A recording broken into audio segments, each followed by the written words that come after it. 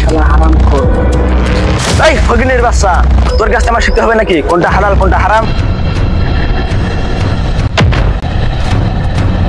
এই তোরা কই রে?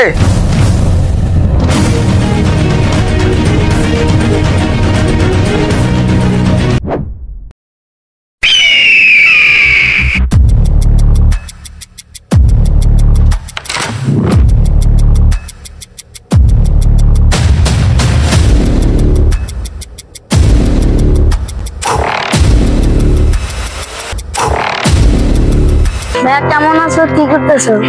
এই তো ভালো আছি। তা তুই এখানে কেন, কার সাথে আসলি? ওই যে মান্না ভাই আমাকে নিয়ে আসলো।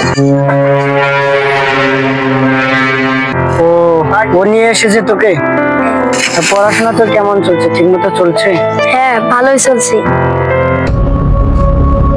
আসসালামু আলাইকুম ভাই, কেমন আছেন? আপনার কাছে যে 2000 টাকা পাইছি, আজকের মধ্যে দিলে ভালো হইতো। আমার মা খুব অসুস্থ, টাকাটা ইমার্জেন্সি দরকার। এতক্ষণ তো ভালোই ছিলাম, তা ভালো থাকতে দিলে কই? মান্না কি মালিকের কাছে কোনো টাকা পায়নি?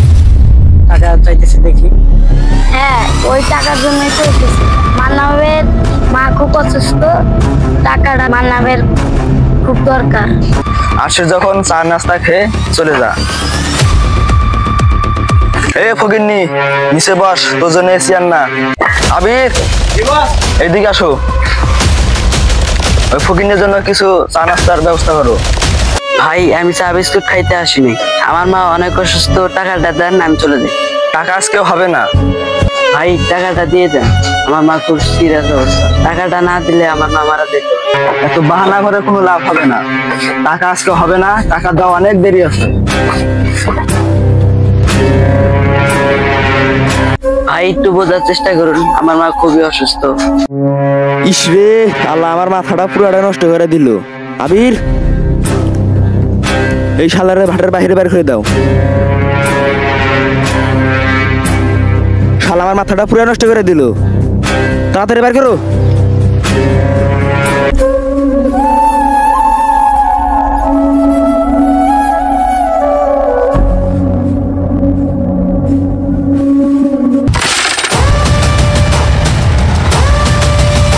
এ হারামখোর, মানুষের টাকা মেরে খেয়ে খেয়ে এত বড় ভাটার মালিক হয়েছিস, আবার এই গরিবের 2000 টাকাও মেরে খেতে চাইছিস।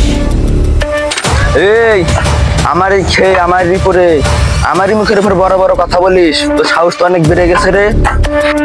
নিজের পরিশ্রম দিয়ে নিজের শরীরের ঘাম ধরিয়ে কষ্টের টাকা দিয়ে চলি, তোর মতো মানুষের রেজেক্ট, মানুষের টাকা মেরে খেয়ে হারাম টাকা দিয়ে চলি না, শালা হারামখোর। এই ফকিনের বাচ্চা, তোর কাছে আমার শিখতে হবে নাকি কোনটা হালাল কোনটা হারাম?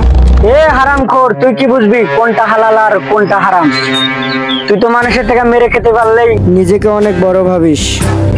এই ফকিনের বাচ্চা, বুঝতে পারছি তোর সাহস অনেক বেড়ে গেছে, তোকে সাইজ করতে হবে। এই রাজু, এই শালারে সাইজ করো।